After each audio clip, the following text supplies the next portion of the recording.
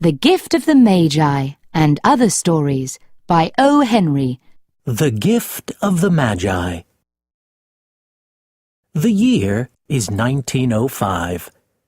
We are on the streets of New York, with its tall buildings, expensive stores, and important people.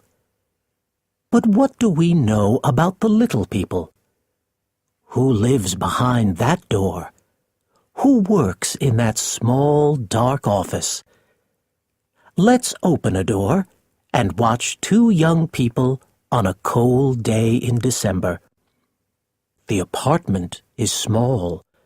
It has only 2 rooms. There are no pictures or photos. We can't see any special things on the table. But it is a happy home. Mr. and Mrs. James, Jim, Dillingham Young live here. It is their first home, at $8 a week. Jim works 6 days a week for $20. Every evening, he walks slowly home. His days are long, and his feet are heavy. But then he opens the door of the apartment. There is Mrs. Young, his Della. She is the light in his dark days. She has food on the table for him, and she looks at him with her beautiful brown eyes. Jim always smiles. He is a happy man in his apartment with Della, and she is happy too. This afternoon, we can see Della in the apartment. Jim is at work. Della puts her money on the table. She has $1.87, and tomorrow is Christmas. How can I buy a special Christmas gift for Jim with $1.87? What am I going to do? She thinks. Della walks across her kitchen. What can I buy for Jim? Della looks at the window. She can see her unhappy face in it. She looks at her long, beautiful hair. Jim always says, "I like to see your hair every morning in the sun. At work, I think about your hair." Mr. and Mrs. James D. Young have 2 special things: Della's hair and Jim's gold watch. The watch was a gift from Jim's father, and Jim always has it with him. Sometimes Della says, "Excuse me, Mr. Young, what time is it?"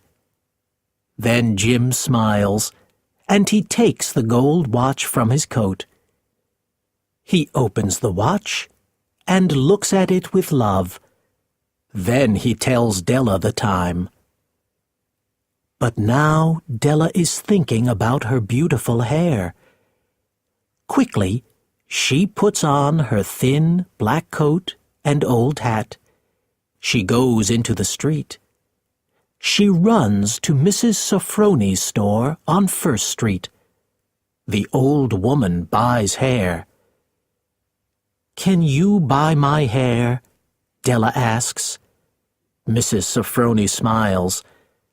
"I can give you $20 for it." "Okay, but please take it quickly," Della says. Della sits down, and Mrs. Sofroni starts to work. Della doesn't look at her hair on the floor. At 3 o'clock, she takes the $20 from Mrs. Sofroni and puts on her hat. She runs quickly to 4th Street and looks in every store. She finds her gift for Jim, a beautiful gold chain for his watch for $21. Della runs home and finishes the Christmas food.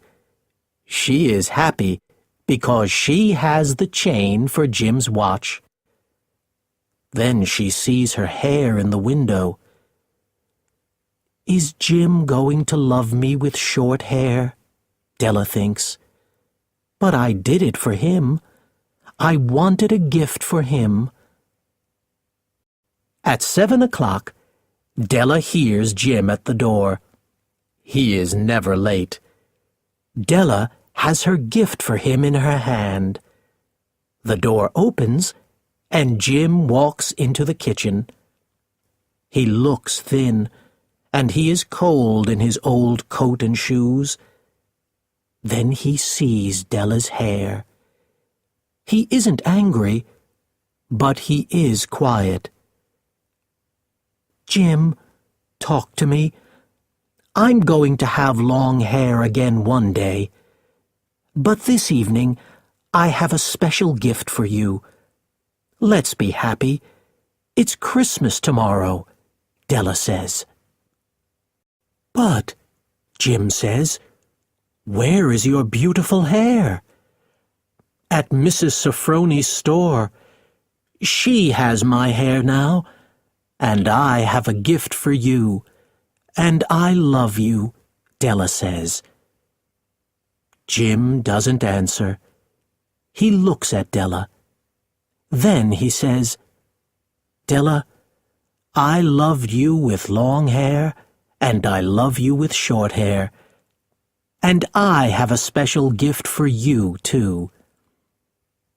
Della opens the gift quickly, and she finds 2 expensive combs for her long, brown hair. Della knows these combs because she sees them every day in a store window on 5th Street. She loves them, but now she has no hair for them. Jim, they're beautiful, and in 6 months I can put them in my hair, says Della. But wait, I have a gift for you. Jim opens his gift slowly, and he looks at it. Jim, do you like it? I looked in every store. Give me your watch. Let's put it on your watch, says Della. But Jim doesn't give Della his watch. He sits down and smiles. Della, let's put our gifts away for a year, he says. I don't have my watch. I went to that store near my office. They buy watches there. You can see my watch in their window now, and you have the combs. What do we have here? The story of 2 people. They don't have a lot of money, but they have a lot of love. And now they are going to have a happy Christmas because they understand about special gifts.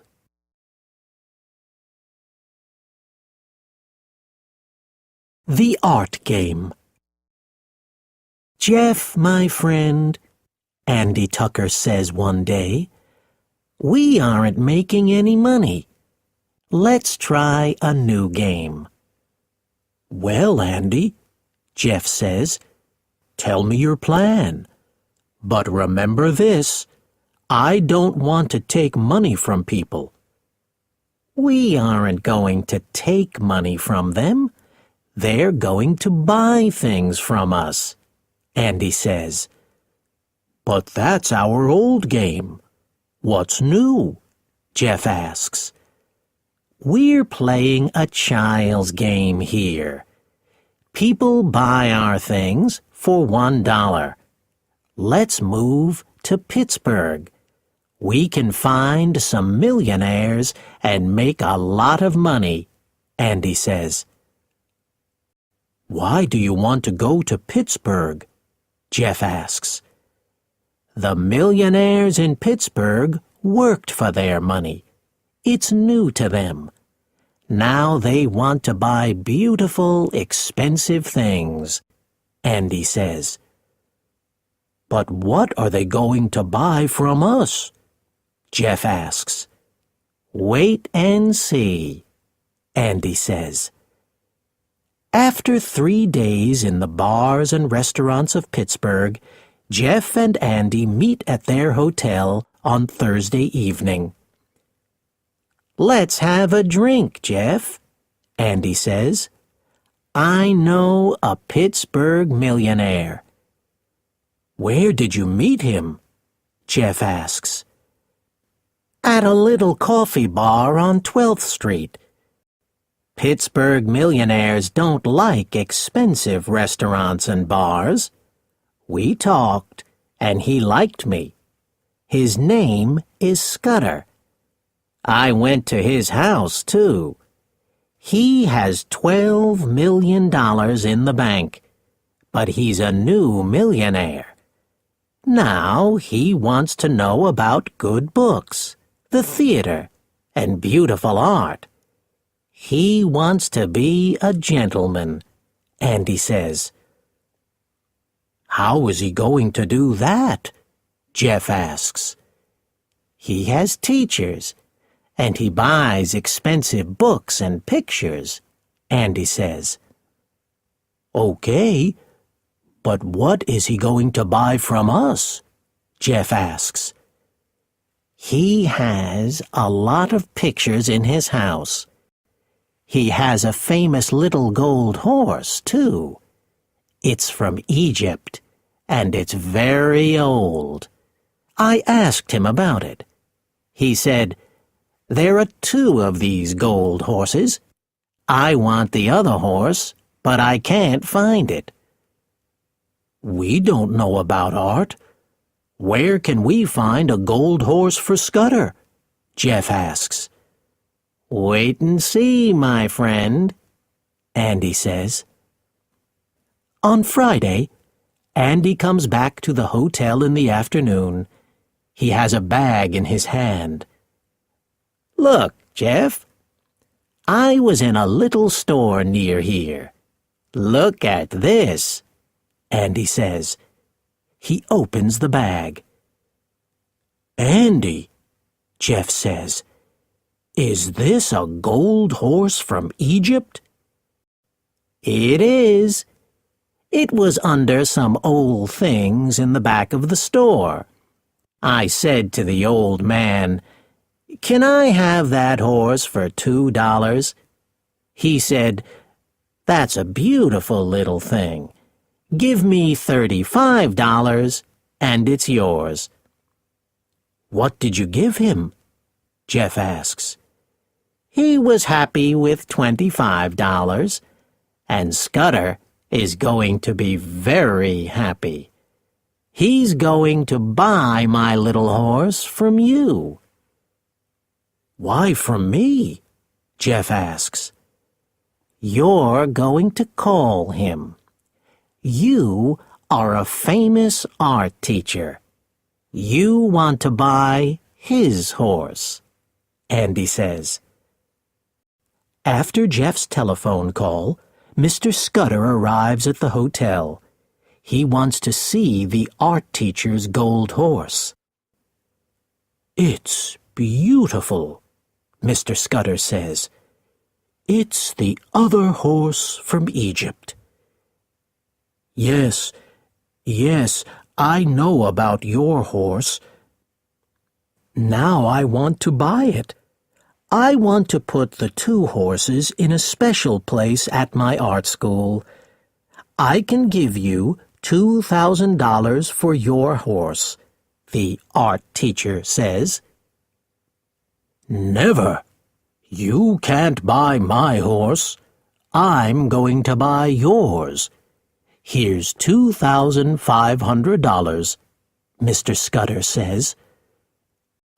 "Okay, with $2,500, I can buy 2 or 3 pictures for my school," the art teacher says.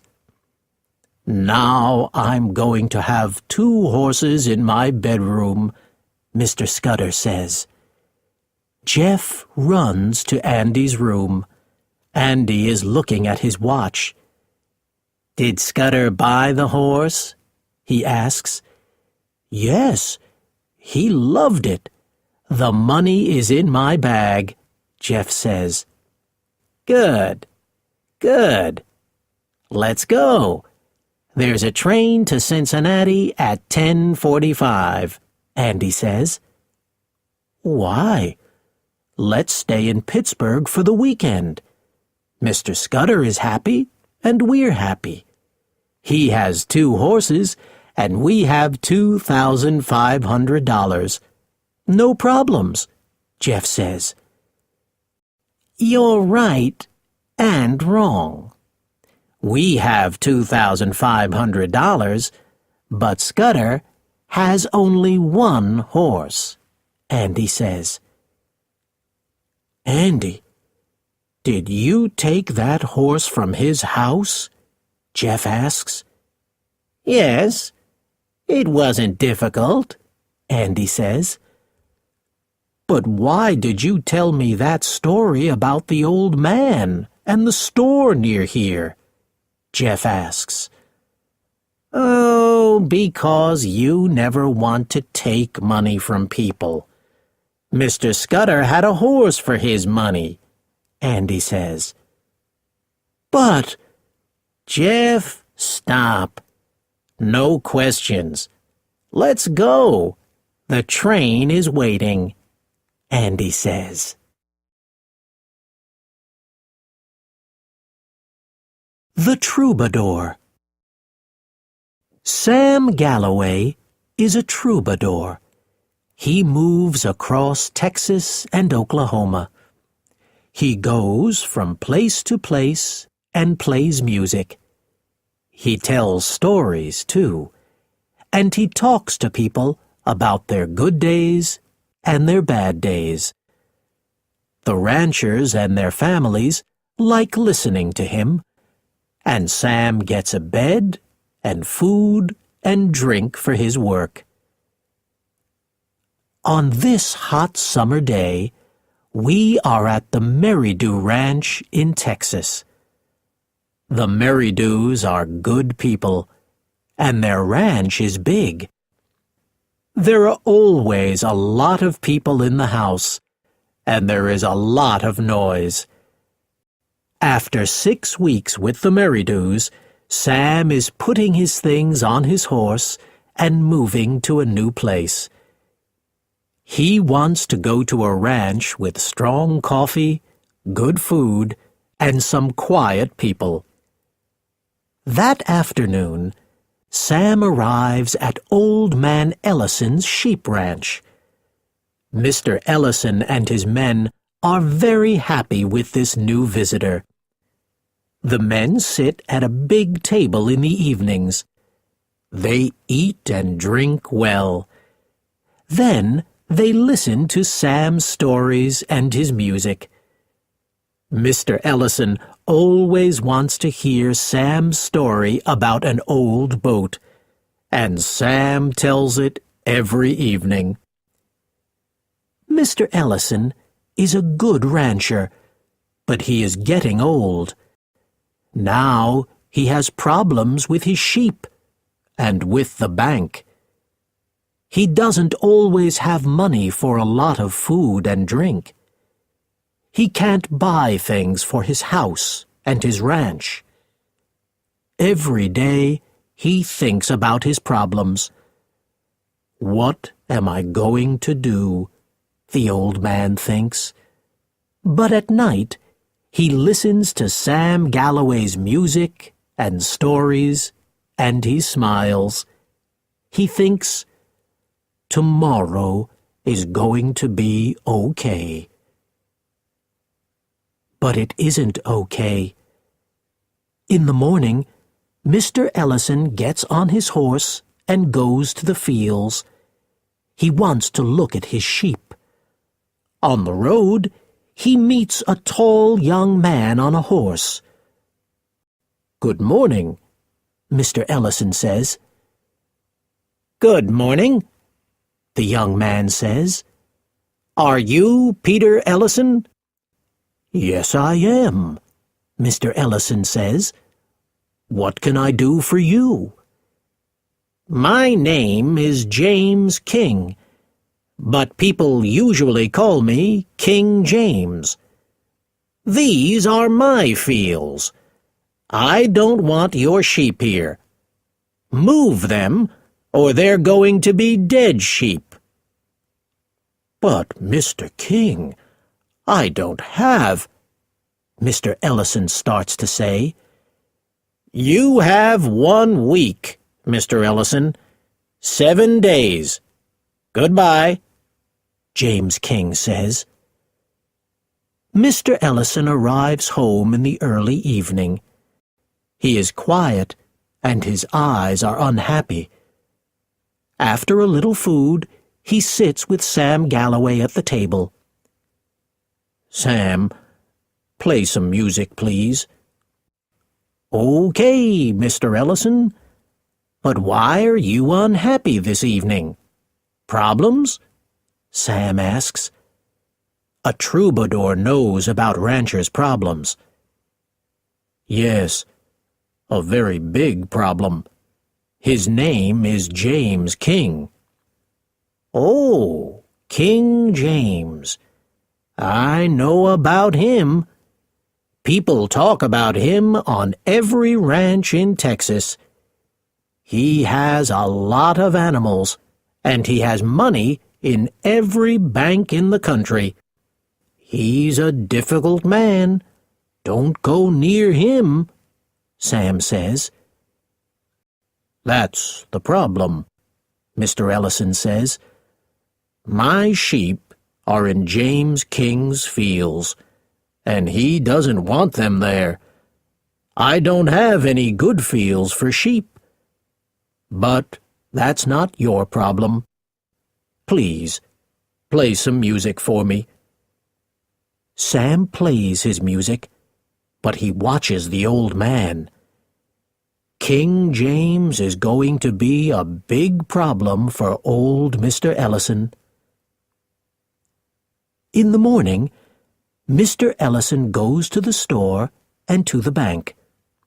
He is looking for an answer to his problems. He talks to some ranchers, but he can't find an answer.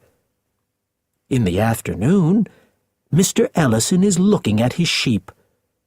Suddenly, King James comes across the field to him. "Good afternoon, Mr. Ellison," the young man says. "I want to talk to you. It's important." "I'm sorry, Mr. King. I don't have a place for my sheep. I'm looking for a new field for them," Mr. Ellison says. "I don't want to talk about the sheep. I have some questions for you. First, are you from Jackson, Mississippi?" "Yes, I lived there for 21 years, Mr. Ellison answers. "Do you know the Reeves family in Jackson?" Mr. King asks. "Yes, I do. Mrs. Caroline Reeves was my only sister." "Mr. Ellison, please listen to my story. I can remember an important day in 1902. It's a cold winter day, and I am only 15 years old. I arrive in Jackson with no family, no food, and no money. Mrs. Caroline Reeves sees me on the street and takes me to her house. She gives me food, a heavy coat, and good shoes. Then she finds a job for me at the Jackson Hotel, and every Sunday for 5 years I go to her house. She is my friend and my family. In 1907, I have some money in the bank. I talk to Mrs. Reeves about my plans. She listens, and she gives me some money and a gold watch. I say goodbye, and then I go to Texas. I buy my first field and 4 sheep. Today, I have a lot of fields and a lot of sheep because Mrs. Caroline Reeves was good to me one day in 1902. I want to be good to you, too. I have a lot of fields. Your sheep can stay here. And do you have any problems with money? King James asks. The old man tells the young man about his problems with the bank and with the ranch. You aren't going to have any problems after today. I'm going to put $2,000 in the bank for you tomorrow morning. I'm going to talk to Mr. Brooks at the store. Buy the things for your house and your ranch. I'm going to give Mr. Brooks the money for them. You're Mrs. Caroline Reeves' brother. That's very special to me, King James says. Mr. Ellison goes back to his ranch with a smile on his face. He wants to hear some music, but Sam Galloway isn't in the house. In the evening, Mr. Ellison is drinking coffee at the table. The door opens, and Sam walks in. "Hello, Sam," Mr. Ellison says. "You're very late. Did you go to Frio for the day? Play some music for me, please. I'm a happy man, and tomorrow is going to be a new day." But Sam doesn't play any music that night. He sits at the table and looks at Mr. Ellison. "I went to Frio, and I looked for King James. I had your big knife in my coat. He was in the hotel behind the theater. His hand moved to his knife, but I was quick. You aren't going to have any problems with him tomorrow. He's dead," Sam says. Mr. Ellison is quiet. Then he looks at Sam and says, "Can you play some music now? I can't understand things this evening. Maybe tomorrow."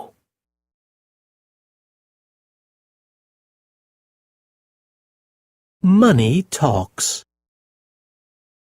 Number 24 Park Street is a big, expensive house. Old Mr. Anthony Rockwall lives there. He worked for many years, and now he has a lot of money. He is old, and he doesn't work. A man drives his car for him. A woman makes his food. A boy brings the newspaper to him. Mr. Rockwall sits in his big chair and smiles. He is a happy man. Mr. Rockwall calls his son. "Richard, come here. I want to talk to you." Mr. Rockwall's son comes in and sits down. He is a quiet young man of 21. "Yes, father?" "Richard, the men on this street are gentlemen. They come from good families and have a lot of money. We aren't a famous old family, but we have a lot of money. My money makes you a gentleman, too. Money can open a lot of doors for you," Mr. Rockwall says with a smile. "It can open some doors, father, but not every door," Richard says. "My son, don't say that. We have no problems. Ask people on the street. Ask your friends. What door doesn't open with money? Mr. Rockwall asks. Money can't buy a place at the table of the right people, Richard says. You're wrong, young man, his father says, and he looks into his son's eyes. Son, the families of these men didn't always have a lot of money. They know about work. You make a lot of money with a lot of work. Richard is quiet. Son, what's the problem? Are you sick? What's wrong? You can talk to me, Mr. Rockwall says. Father, I'm not sick. I have a good home, an interesting job, and a smart old father. But— What's her name? Mr. Rockwall asks. Oh, Father, she's beautiful and very special. Her name is Ellen Lantry. She's the only woman for me, Richard says. Talk to her. Dance with her. Walk in the rain with her. She's going to love you, too, his father says. You're a good young man. You're special, too. But she's always with people, Richard says. I never have any time with her. She never has time for me. Richard, take some money and buy some time with her. Talk to her about your love, the old man says. I can't, Richard says. She's going to Europe by boat tomorrow morning. She's going to stay there for 2 years. This evening, I'm going to take her to the theater, but it's a very short drive. I'm not going to have much time with her, and you can't buy her time. Okay, Richard. Now I understand. Your love for her is very strong, but she doesn't know about it. That's your problem, Mr. Rockwall says. She can't know because there isn't time, Richard says. He's very unhappy. Your money can't talk to her. At 8 o'clock in the evening, Richard goes to the beautiful young woman's house.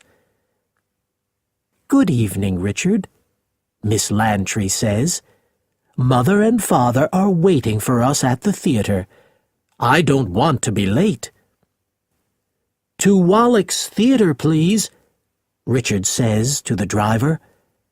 But at 34th Street, the car stops. What's wrong? Richard asks. I'm sorry, Mr. Rockwall, the driver says. There are cars to the left, to the right, and behind us. We can't move. Every car in New York is sitting here. Oh, Richard, are we going to be late? Miss Lantry asks. I'm very sorry, Ellen. No theater for us this evening, Richard says. That's okay. I don't like theater very much. I'm happy here in the car with you, Miss Lantry says. Are you? Richard asks with a smile. Later the same evening, Richard walks into his father's office. The old man is reading his newspaper. Father, Richard says, Miss Lantry and I are in love. Very good, Richard. I'm happy for you, his father says. We talked and talked.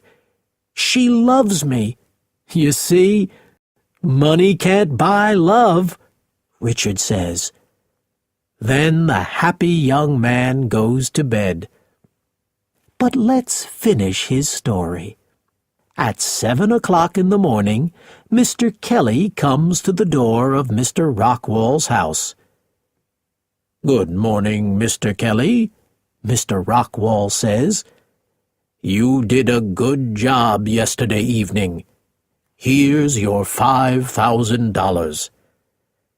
"It was difficult, Mr. Rockwall. The drivers of the cars wanted $10, and the policeman wanted $50. But cars stopped for us on every street." "Did it all go well?" Mr. Kelly asks. "Well, yes, it was beautiful. Let's drink to love and to money."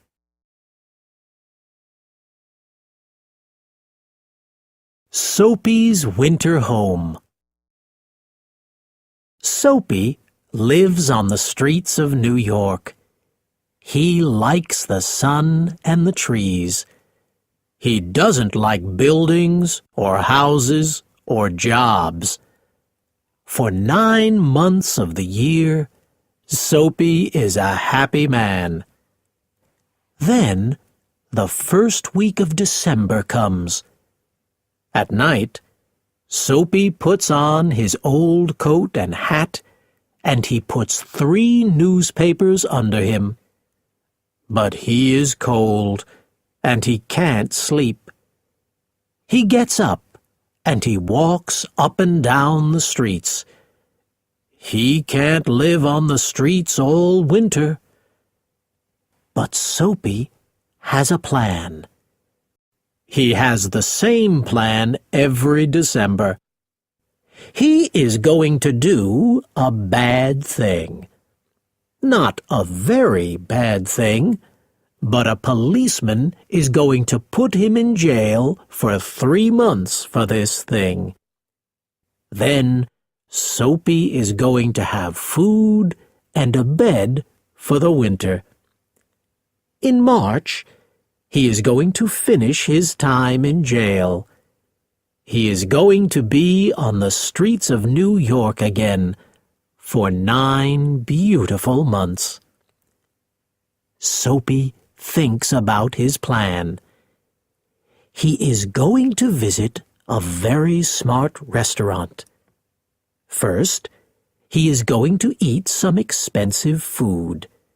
And then, he is going to sit in the bar with an expensive drink. After his food and drink, Soapy is going to say, "I'm sorry, but I don't have any money." Then, the men at the restaurant are going to make a telephone call. A policeman is going to come and put Soapy in jail for 3 months. No cold streets for the winter. Soapy smiles and walks into Sanborn's restaurant. But the man at the door looks at Soapy's old shoes and says, "You can't come in here. The people in here have money. They have good coats and shoes. Go home. You can't eat here."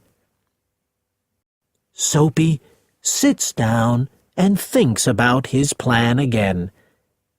This time, he walks down 6th Street. He finds an expensive store with a big window. He hits the window with a heavy bottle. Many people and 1 policeman hear the noise and run to the store. Soapy stands near the window and smiles. "Who did this?" the policeman asks. "Where's the man?" "Maybe I'm that man," Soapy says with a friendly smile. "You aren't the man," Look, down there, a man is running away, the policeman says. He runs after the man. No jail for Soapy this afternoon. That evening, Soapy walks to a street with many theaters. He sees a lot of beautiful men and women in expensive coats and dresses. They are talking and smiling. They are going to have a good time in the theaters and restaurants. Near one theater, Soapy sees a tall policeman, too. Suddenly, Soapy runs in front of the people and starts to dance. Then he makes a lot of noise. He is very friendly. He talks to the important people. "Hello! How are you, my friends? What are you going to see this evening? Can I come to the theater with you?" The policeman sees Soapy. He looks at him and says to the people, "He's a student from the theater school. They always make a lot of noise, but they aren't a problem. It's a game for them." Soapy is angry and very unhappy. How can he get into jail for the winter? He walks down the street and sees a man in a big office. The man's pen is on a table near a window. Soapy puts his hand in the window and takes the pen. He walks slowly down the street. The man runs into the street and says, "Stop! You have my pen." "Your pen?" Soapy asks. "Then call a policeman." But the man from the office doesn't call a policeman. He has problems with the police, too. He doesn't want to talk to a policeman. "Maybe it is your pen," the man says to Soapy. "Goodbye." Soapy is going to sleep on the street again today. He sits down and makes a new plan. Maybe he can get a job. Maybe he can have some money and an apartment and good shoes and a lot of food. Maybe he is too old for the street. Tomorrow he is going to find a job. This winter he isn't going to be cold, and he isn't going to be in jail. He is going to be an important man. He's happy with this new plan. Then Soapy hears a person near him. "Excuse me," a policeman says. "What are you doing here? What's your problem?" "No problem, my good man," Soapy says. "What's your address? Where do you work?" the policeman asks. "No address, no job, but I'm going to look for a job tomorrow," Soapy says. "No address? Come with me. 3 months in jail for you," the policeman says.